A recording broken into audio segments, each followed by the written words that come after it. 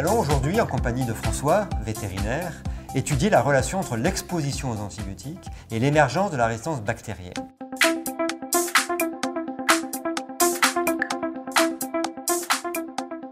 Pour ce faire, nous allons utiliser un graphe très pédagogique, publié en 1998 par Dominique Monet et qui nous permet d'évaluer de manière assez précise les différentes situations que l'on peut rencontrer. Donc François, tout d'abord, tu vas nous expliquer la variable que l'on peut, sur ce graphe, mettre sur l'axe des ordonnées. Tout à fait, Didier. Donc en fait, ici, nous avons le pourcentage de résistance chez la bactérie.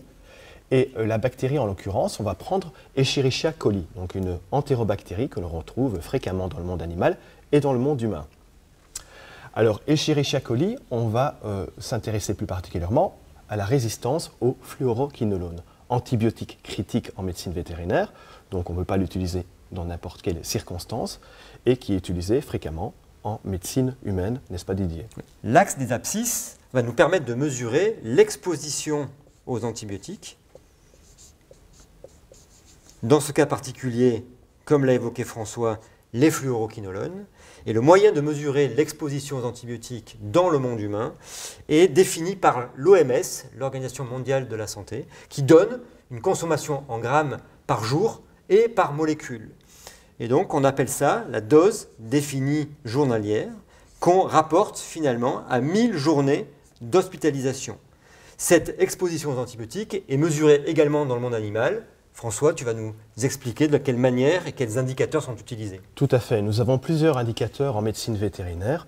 Je retiendrai plus particulièrement l'animal daily dose, qui peut être exprimé par kilo de poids vif d'animal. Nous avons également l'animal course dose, et ça c'est utilisé notamment régulièrement dans le cadre de rapports par l'ANSES pour qualifier l'exposition aux antibiotiques.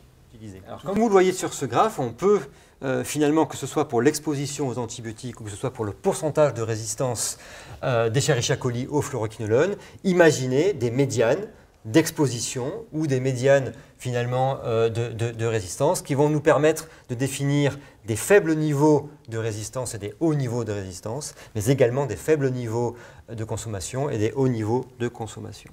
Donc on peut voir sur la droite de ce schéma deux zones distinctes. Une première zone où finalement on va avoir une exposition aux antibiotiques qui est élevée, mais finalement une résistance bactérienne au fluoroquinolone qui est inférieure à la médiane.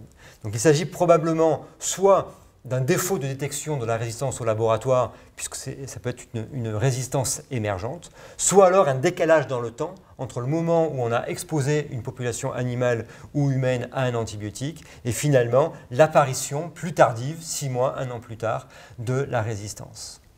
Une deuxième zone où on a toujours une forte exposition aux antibiotiques, mais finalement un niveau assez élevé de résistance. Donc là, on est dans la pire des situations où je consomme beaucoup d'antibiotiques et j'observe des taux élevés de résistance aux antibiotiques. Et donc là, il s'agit de développer des stratégies par des infectiologues en milieu hospitalier par exemple, pour le bon usage des antibiotiques et notamment la réévaluation des antibiotiques à large spectre une fois que l'antibiogramme est disponible au bout de 48 heures.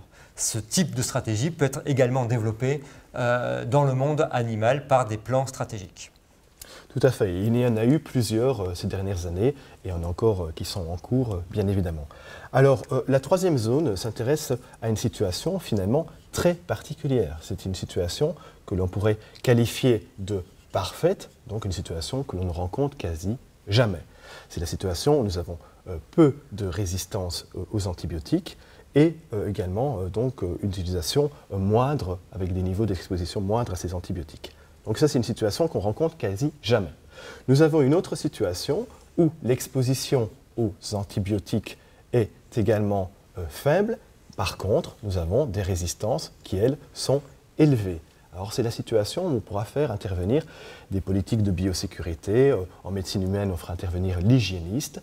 Et dans cette situation un peu particulière, on s'intéressera notamment peut-être à l'identification, suite à l'introduction par exemple, d'un patient qui aurait des bactéries résistantes ou alors à des transmissions croisées entre patients humains, patients animaux. Et également, on peut s'intéresser, dans ce cas de figure un peu particulier, à la dose. Est-ce qu'il n'y aurait pas moyen d'optimiser la dose pour justement diminuer les résistances bactériennes? Alors, cette séquence est terminée, donc nous espérons que ce graphe vous a permis de mieux appréhender et comprendre finalement la relation entre l'exposition aux antibiotiques et la résistance bactérienne aux antibiotiques, deux facteurs étroitement liés qui nous permettent finalement de voir différentes situations avec des leviers d'action différents entre les infectiologues, les médecins hygiénistes pour maîtriser la transmission croisée, tout cela géré par des plans aussi bien nationaux que locaux dans le monde humain et dans le monde animal. Tout à fait, Didier, et c'est là que vraiment le vétérinaire et le médecin humain peuvent faire la différence.